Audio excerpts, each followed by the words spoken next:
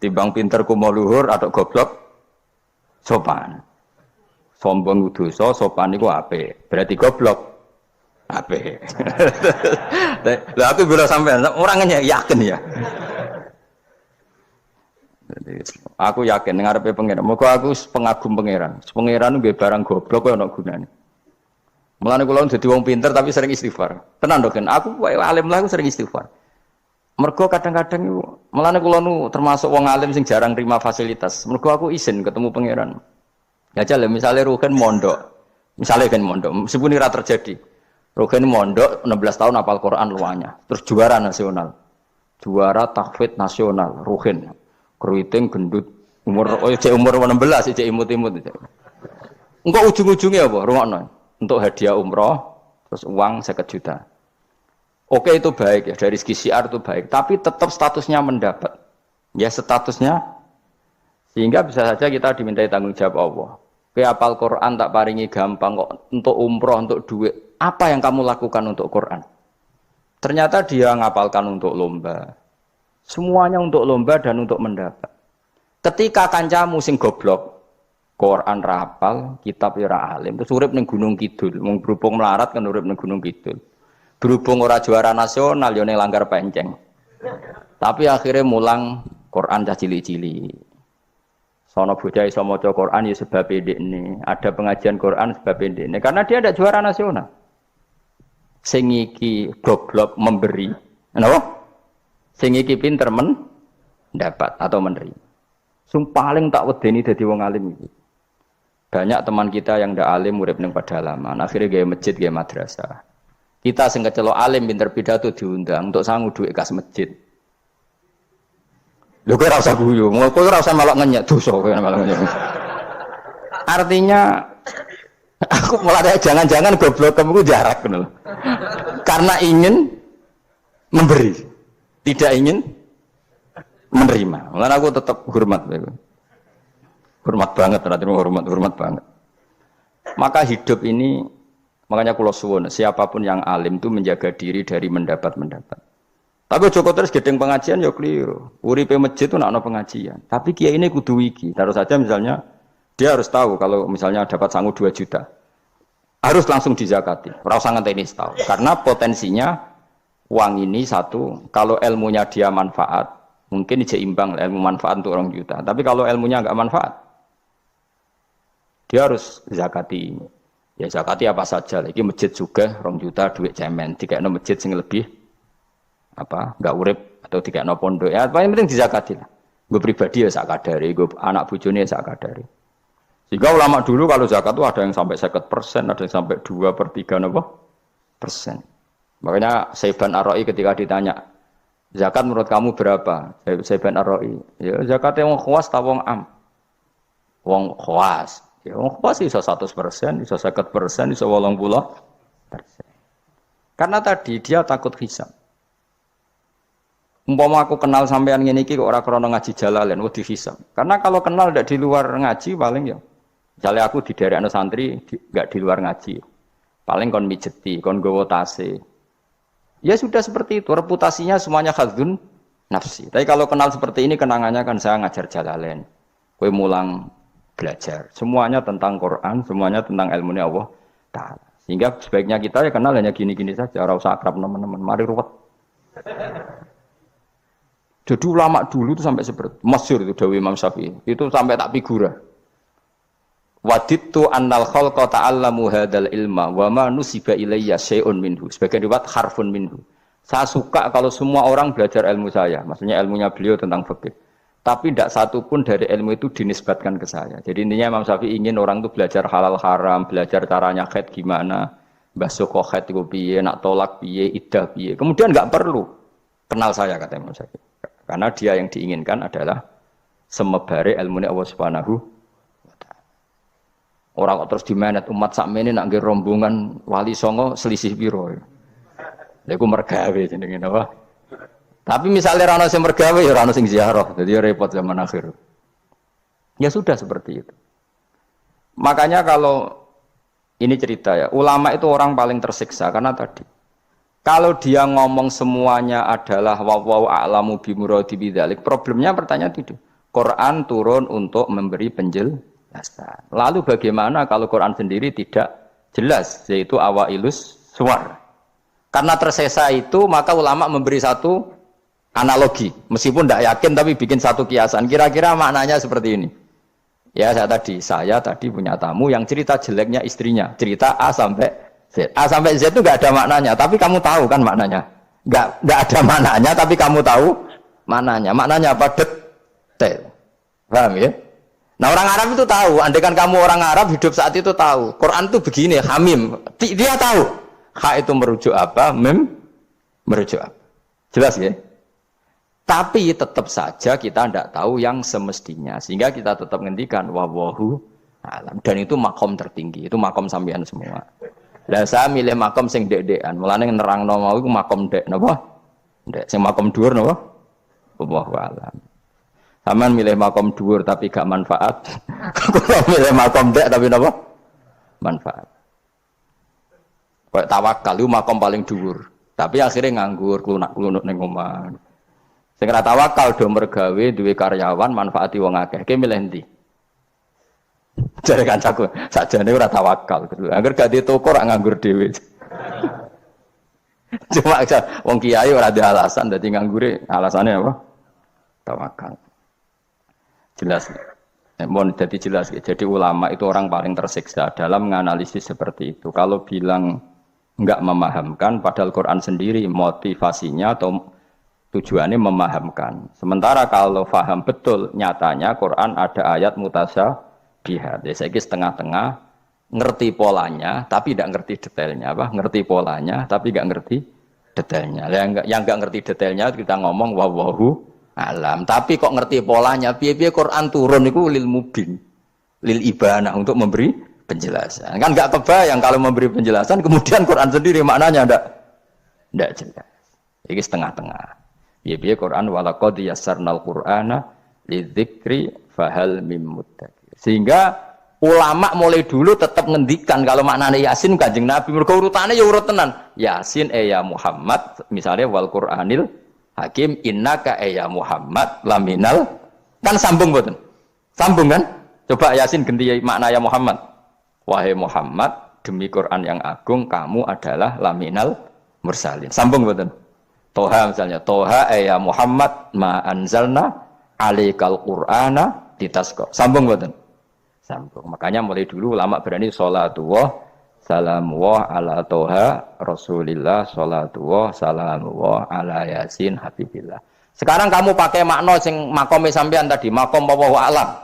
Berarti gini, sholatullah ala Toha ala wallahu alam. Sholatullah salamullah ala wallahu alam. Lho kok sawangane kok kemilah goblok malah pinter. Apa ora milah wis dadi. Nah ya makanya kita warai. Jadi ndak semua ulama cara pandang seperti itu. Jadi setengah-tengah. Ya napa? Tengah-tengah. Jadi detailnya wallahu alam tapi tetap kita tahu pola. Nyila caranya ngerti gimana? Saya Nawawi Banten ngikuti guru-gurunya termasuk cara pandang gitu. Kenapa kita ngartikan Toha ya Muhammad? Anggap aja tok tadi berapa? 9 ya. Ya 5. Itu sudah awal Lailatul Badri karena bulan mulai ser itu tanggal pinten? 14. Lah kok takok, kenapa enggak tanggal 15? Nabi dhewe iku yo ngalami dari 14, 15. Sehingga ada awalun nubuwah, ada tamamun nubuwah. Sehingga kita ngambil dari 14. Ya itu kan dia sambung terus gampang. Tapi ojo terus nak ngono terus Yasin mbok hitungi kabeh nganggo abjadun yo keliru. Ya seperti itu pun kita butuh sanad. Ya saya ulang lagi seperti itu pun kita butuh apa? Sanad, dan sanad saya sampai para guru-guru kita sebagian itu memang mengartikan Yasin itu Muhammad kayak tadi sholatullah salamullah ala Toha Rasulillah sholatullah salamullah ala Yasin Habibillah. Coba kalau sampean apa enggak bermaknani Kanjeng Nabi. Jadi sholatullah salamullah ala Toha ala wallahu a'lam. Bareng wa alam mbok sifati Rasulillah kan aneh. Jadi utusannya Allah iku wonge wallahu a'lam. Kasus gak? Oh kasus. Oh kriminal besar penjara tenan. Jelas ya? Jelas ya? Nah, jelas pinter berarti. Soalnya ngaji kamu pinter.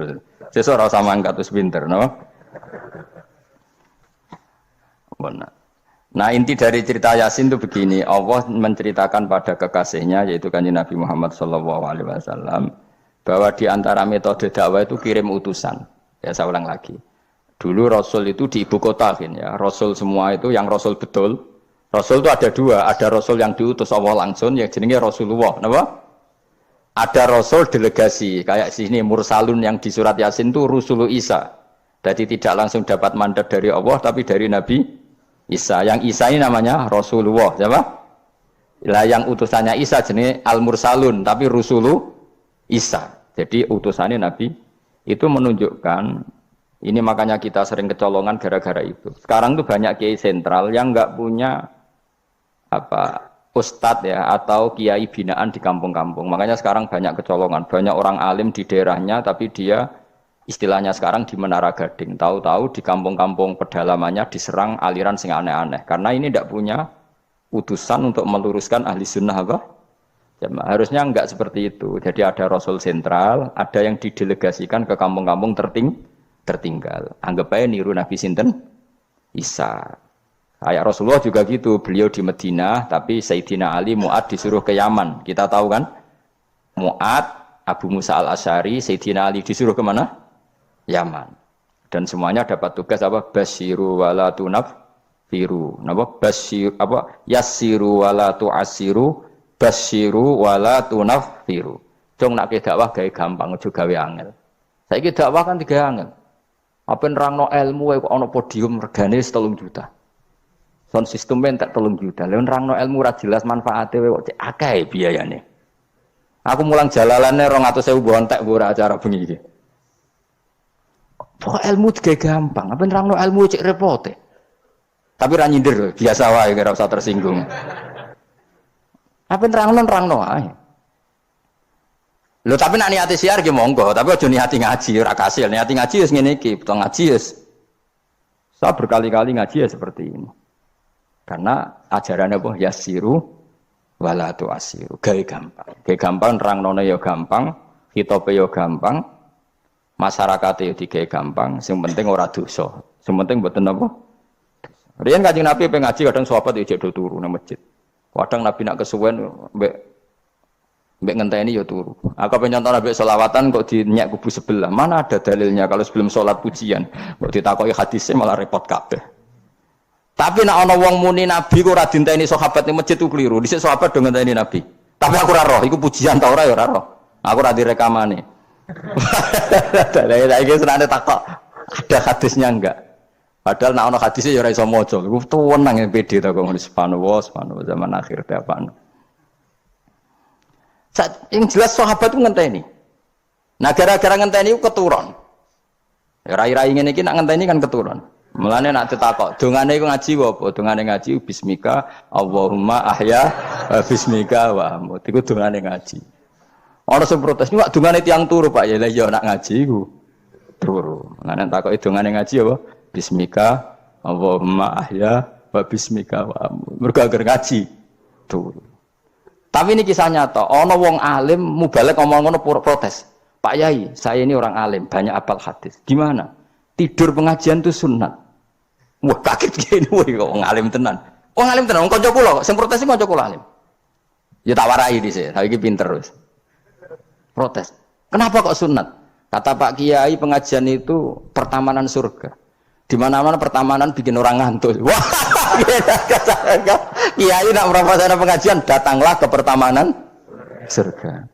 Di mana-mana orang di pertamanan itu ngantuk, ngantuk. Makanya anggap saja yang tidur itu, ya di pertamanan surga. Tapi orang untuk ilmu jenenge turu.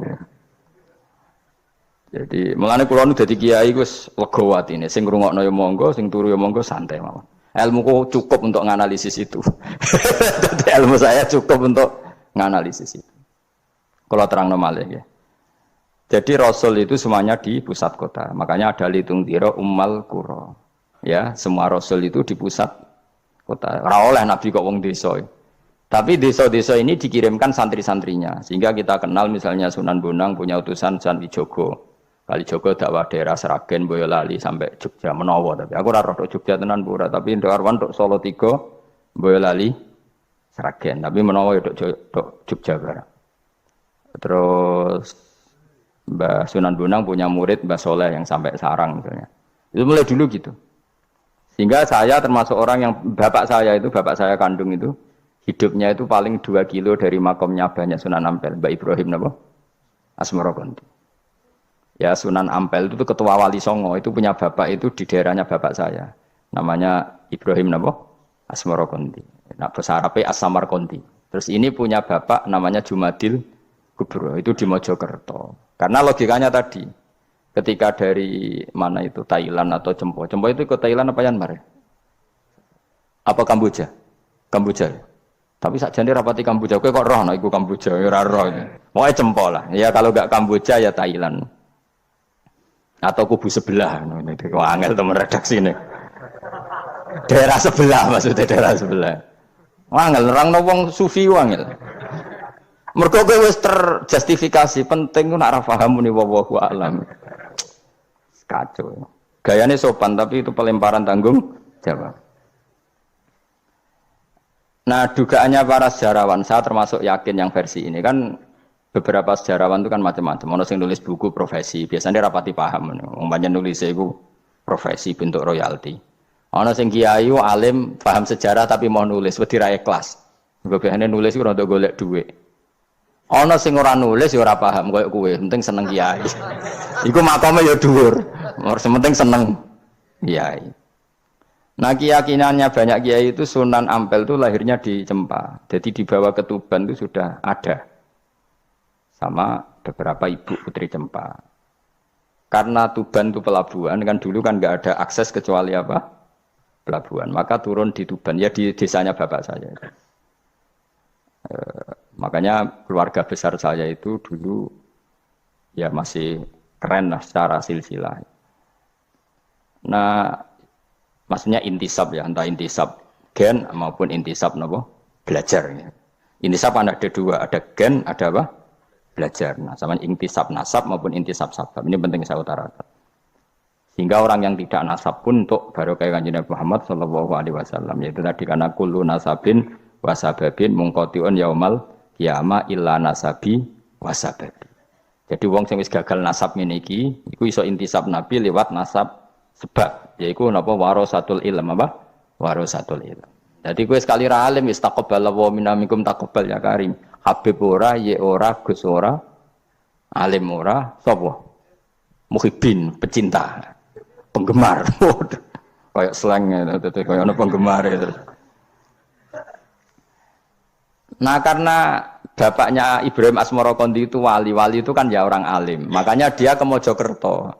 Karena tradisinya wali itu ngikuti Nabi. Syaratnya Nabi dakwah itu di pusat kota. Zaman itu pusat kota Nusantara kan Mojokerto. Karena di situ ada apa? Majapahit. Jadi secara logika masuk akal kalau Mbah Jumadil Kubro itu makomnya di Mojokerto. Karena untuk mencari pusat kota. Paham ya? Jadi ini saya setuju dengan versi itu karena coro hitungan-hitungan alim itu masuk akal. Paham apa? Singgah di Tuban karena pelabuhan, milih Mojokerto karena pusat kota. Karena semua nabi itu litung ziro, ummal qura, wa man haulaha. Nah, kemudian para nabi ini karena sentral di daerahnya, beliau untuk ke pelosok-pelosok kirim utusan. Itu disebut arsalna ilaihimus. Nah, utusan minimal 2 karena biar ada temannya. Ono konco ngrumpi, konco rembukan. Nah, dhewean kan repot. Nah, 2 ini kemudian ditambahkan 1. Fa'azzazna bisalis.